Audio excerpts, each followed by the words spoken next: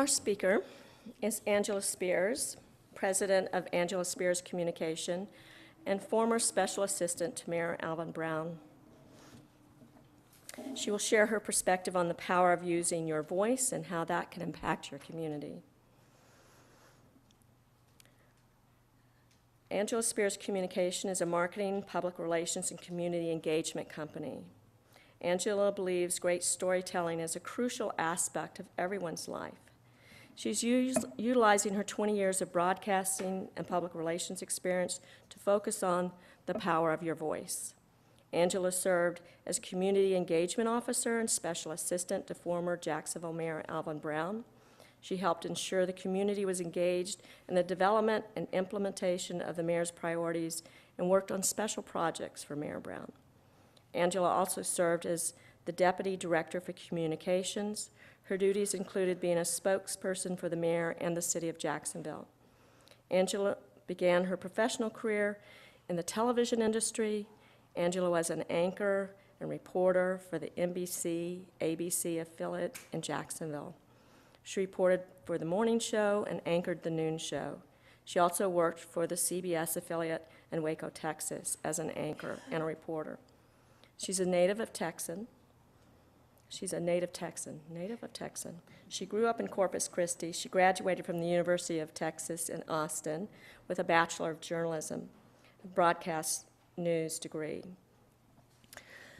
After she shares with us, if we have time, she will be open for some questions. So please welcome Angela.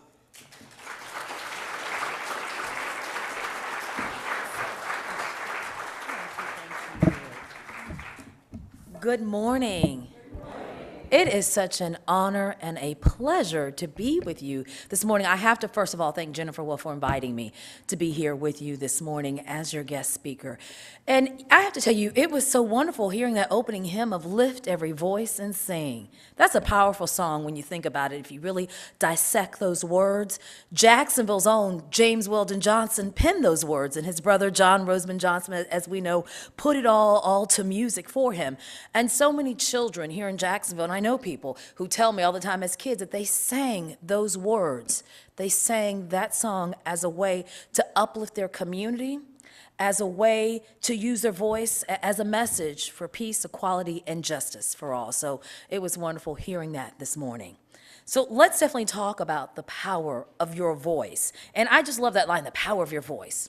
And I have to be honest, the reason why, because it's the tagline for my company. You know, I have to be honest with you. But it is powerful. As Maya Angelou once said, words mean more than what is set down on paper. It takes the human voice to infuse them with deeper meaning. So when I think about it, I really have been using the power of my voice all of my life. When I go back to junior high school, it was junior high for me, not middle school. I don't know about you. Does that make me old? It was junior high. I can think about it, use my voice in drama class. In high school, I used my drama class. Used it in drama class. And then when I think about it even further than that, when I go back in life, in elementary school, I had to use my voice to stand up to people who thought I was different because our color wasn't the same, right? I used the power of my voice in college, and I can tell you that my persistence, it got me lots of things, got me far, got me several internships. I was able to work at a radio station where I interviewed the great late Representative Barbara Jordan. I was just in awe of her. When I saw her, I didn't even know what to say. I was like, boy, that was wonderful. I had a chance to intern with CNN in Chicago, had a chance to intern with the Dallas station and the Austin Bureau, where I learned from two guys who I always say were the best things since sliced bread. That persistence where I was able to use my voice in college helped me to get my first job in television in Waco, Texas. And I remember when I got that job, my Uncle Marvin telling me, you know what, now that you've gotten this job, be sure that you give back to your community. Don't forget to volunteer. And that stuck with me, that volunteering spirit, right? Giving back to my community. I volunteered while I was in Waco. I even did some substitute teaching. So that was interesting, as you might imagine. For those of you who work with kids or have kids, you know what I'm talking about, right? That was an educational experience for me, but it was fun. It really, really was fun. At the time I did it, I said, you know, I thought I wanted to work with the little kids, elementary kids, but the first class they put me in was with some high school students, and I loved it. I really, really loved it because I was able to talk honestly with them and answer their questions and say, look, you're going to have to do this if you want to succeed. And that's not reality, or this is. So I had a lot of fun doing that. I moved to Jacksonville in 1998, and I think I've had a few amazing jobs along the way. I worked at a television station. I worked at a sheriff's office for a while. I worked with a dialysis company. I worked on a mayoral campaign. I even worked for a mayor in a city.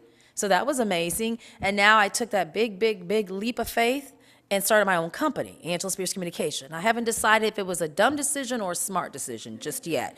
So that's still in the making. So we're still working on that one. But I am using the power of my voice and the power of your voice to help others as well. But along the way, I have not forgotten to give back. I've not forgotten my uncle's words of give back to your community. That's so important. If you want to uplift yourself, lift up someone else. Those were the words of Booker T. Washington. And this is important, especially for our young people. There's such a need here in Jacksonville, and we all know it. We all see it. We have a diverse group of kids with diverse needs and wants. I give back, and I give back through my gift of public speaking. I speak at events. I speak with groups. I speak to young people, and I also volunteer with them one-on-one. I recently volunteered with Junior Achievement, JA Girls program. That's such a fantastic program. If you don't know about it, Google it. Wonderful program. And I love that experience. But getting my company off the ground has kept me out of the classroom and away from the girls. But in August, I'll be back with them. I volunteered. The experience that was so rich for me was volunteering at Eugene Butler Middle School. And we know that's a school, if you've read the newspaper, if you listen to the news, it's a school with some challenges. But I went in every week for almost 2 hours from January to May when I volunteered. And I can tell you that at times I wanted to walk out. So if you work with young people, you know what I mean, right? Parents, or y'all just nodding with me and y'all don't know anything about this. But being there gave me a chance to be with the girls, and I'm so glad that I didn't walk out because I realized they needed me and I needed them. It was an opportunity to teach, to mold, to inspire, to motivate. It was a wonderful, wonderful experience. I remember there was one time that I didn't even teach the assigned lesson that I came in with that JA Girls had provided for me because we needed to spend time talking about the teacher's assignment, and that was communication. It was simply just talking with them about knowing how their words can impact them, right? What they say, how they say, how you can get things out of people with how you say. And so with what you say and how you say it, so that was so important to me. It took time and a lot of patience, but it was so worth it working and spending time with those young girls. W.E.B. Du Bois once said, "Children learn more from what you are than what you teach." I believe it's so important to show our youth that we care.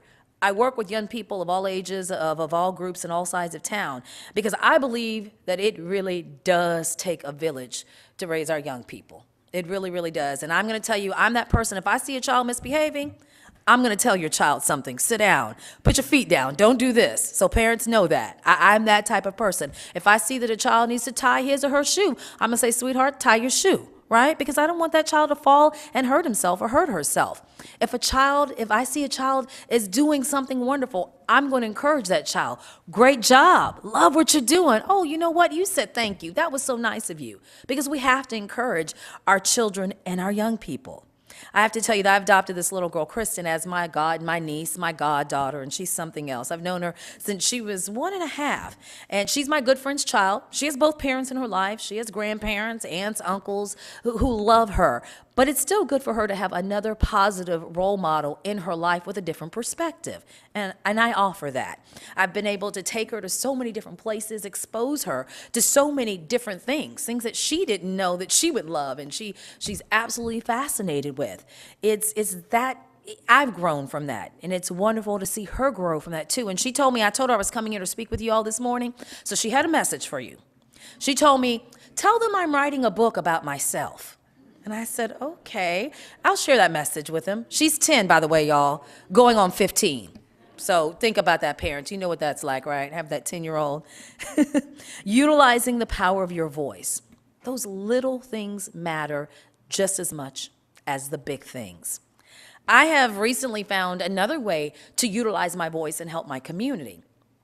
I host a weekly radio show on a gospel station, and I'm having a good time gets me back into the business a little, keeps me with my feet wet, getting in the door there.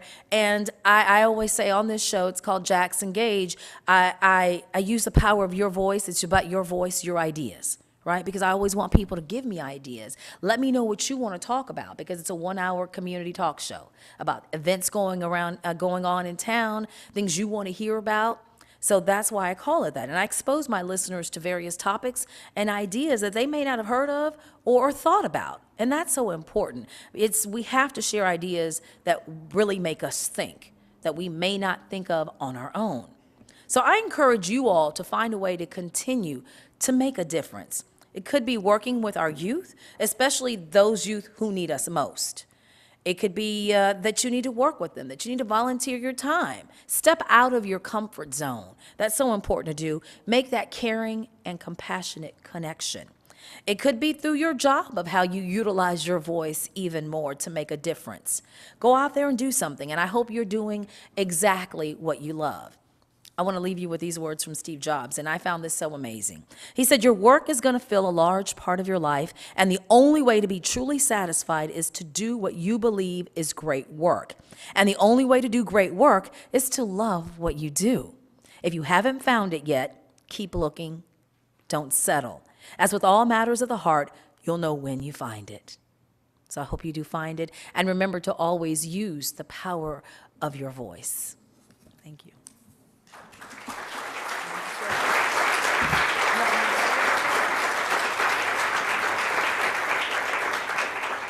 We've got plenty of time for questions. Just use this mic.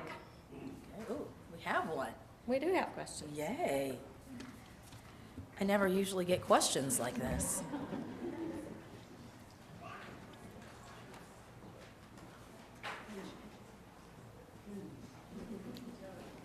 Good morning or afternoon, Angela. It's so good to see you in Hello. person. I've watched you on TV, and I'm really inspired by your leadership and all the work you're doing in the community, so thank you. Thank you. Thank you so much for giving power to your voice and empowering others to speak up and use their voice. I used to work in a hospital. Actually, I still work in a hospital, but I used to work in a nursery hospital, and it was shocking that 90% of the population was African Americans.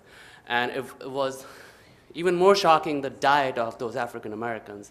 Not only this hospital food we serve, but their diet of fried chicken and animal-based antibiotics and hormones loaded. And it's shocking the amount of information being served to them, not only by their culture, but also by the ad. What do you think about encouraging the people who hear your voice about eating a compassionate, plant-based, whole food diet, so that they don't only protect themselves from heart disease, diabetes, and obesity, which are killing the African American population, not only to mention the women, which have 60% of African American women die of heart disease.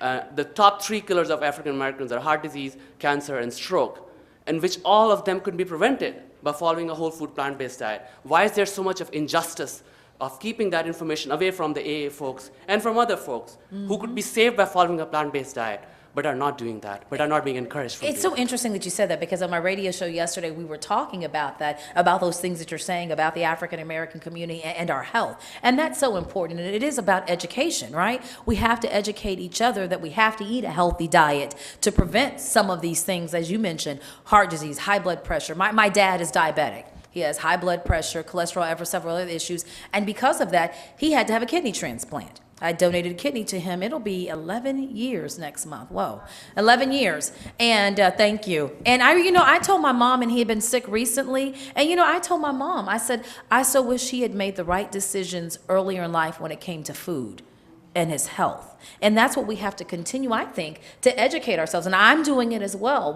by trying to start living a healthy life. And I remember growing up, because he was diabetic, there were things that we couldn't eat. We couldn't eat salt. We couldn't eat the fried food in our house. And we'd have it maybe every once in a while just because he would want to sneak it in and be bad. Don't tell him I said that, right? But we'd have it every once in a while. But it's about education. And I think in this generation, because of where we are, people know the dangers, they know the exposure, and we're educating ourselves more about eating healthy. You're finding more people who are vegans, people of all color who are vegans, who are making sure that they're vegetarians, or they're not eating beef, or they're only eating certain things. So I think it's really about education, and our young people have to talk with our older people, right? Our more seasoned, I shouldn't say older, more seasoned people, right? Our seasoned family members about, you know what, you can't eat that like you used to. You can't do that. And I know my dad gets sick of hearing me saying that. I'm like, okay, you know not to eat that. And he was like, Angela, I know what to eat. I know how to take my medicine, all that stuff. But I think you're right. It's about us talking now. I see this young person over here. Is that Craig? Is that his name? Byron, okay. He has the wrong name. See, Byron's now embarrassed. I'm embarrassed. I'm calling you out, Byron. So it's important for us to teach Byron how to eat healthy, right? So that he comes back and he can go tell his grandparents, aunts and uncles, those who are older than him, to say, you know what, you shouldn't be doing that. You should put that down. So I think it's about education. And please continue what you're doing by talking with people, letting people know the statistics. Okay? Keep up that good work. Thank you so much. Hey, I'm Gina. Hi, good morning. I'm a teacher. I teach first grade, and I actually teach on the north side of Jacksonville in an inner city urban population Catholic school. Okay. And the thing that I've noticed where I work is all of the teachers, there except one, are white. And there are like 5 white students, and 3 of them, or light-colored students, and 3 of them are Mexican or Hispanic in some way. So as a teacher and as someone who wants to educate the newer generations, the new populations, how to be culturally sensitive or culturally impactful, like where my color and my race and my stature as their teacher doesn't affect them of what they're hearing from what I'm saying, and it's not a power struggle or a power issue instead of just teaching you, like I'm not trying to make you do something, I'm just trying to teach you how to do something. And I deal with the little ones, but the older students, and we have like a K through 8 school, and it's a very small school, but I know that the older students dealing with that, the cultural difference and the white teachers and stuff, it affects so much of how your voice is perceived. And how do you navigate those waters of that? Because that's something I've struggled with. And I'm not an expert, so I'm just giving you absolutely. my opinion. Yeah. So this all comes from Angela Spears. I think that's a good point that you raise, because you're able to talk with people. And it's important, right, to teach our young people about all cultures, because I so believe that teaching, especially with the African-American culture, it's more than just February that we need to learn. I know when I was in school, the only thing I learned about black people is that we were slaves, and then there was Martin Luther King. And Rosa Parks. Don't forget Rosa Well, Parks. we didn't even learn her. We didn't even learn about Rosa Parks. We were slaves, and then there was Martin Luther King. And there's so much, and you're shaking your head, right, in disbelief, because there was so much more than that. And I think it really is. There is a cultural difference. I think it's too, for teachers, and I always, because my mom was a teacher, it's about commanding that respect when you get in the classroom, not letting the kids know, no matter what color they are, black, white, because there's some Hispanic kids, Caucasian children who grow up in different neighborhoods who try to be tough as well. So it's about going in there, letting them know that you're going to set standards.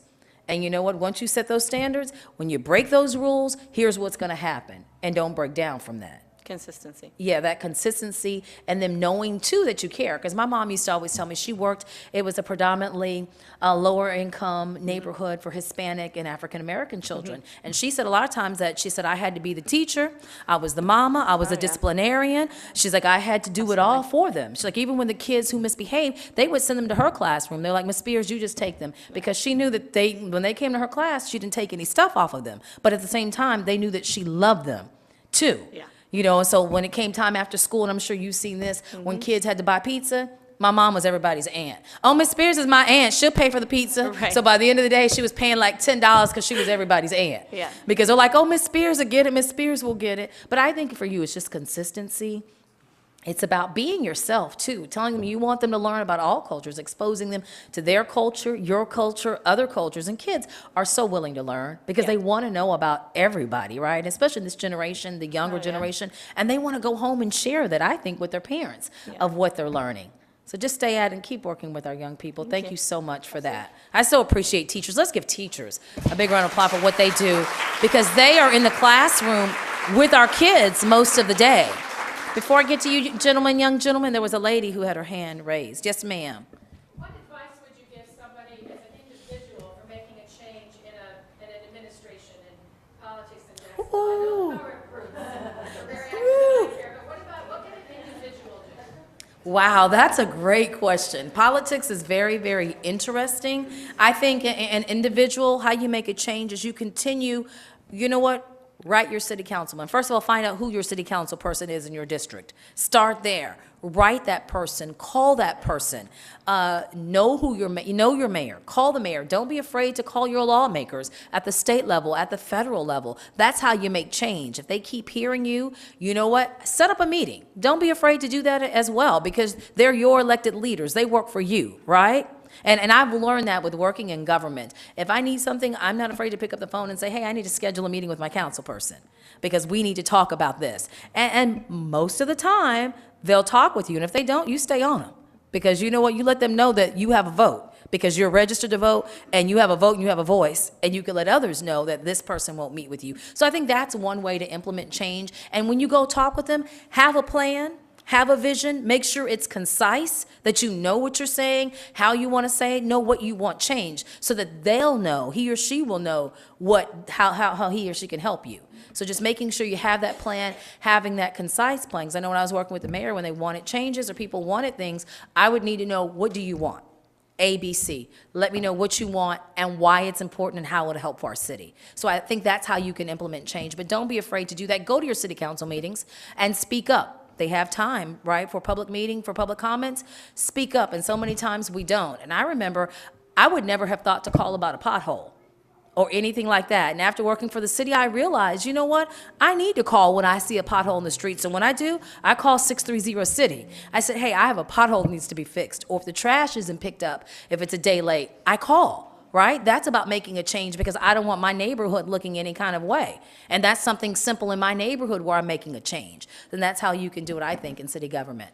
Does that help? Does that answer? Okay. Yes, sir. A very brief follow-up on the politics.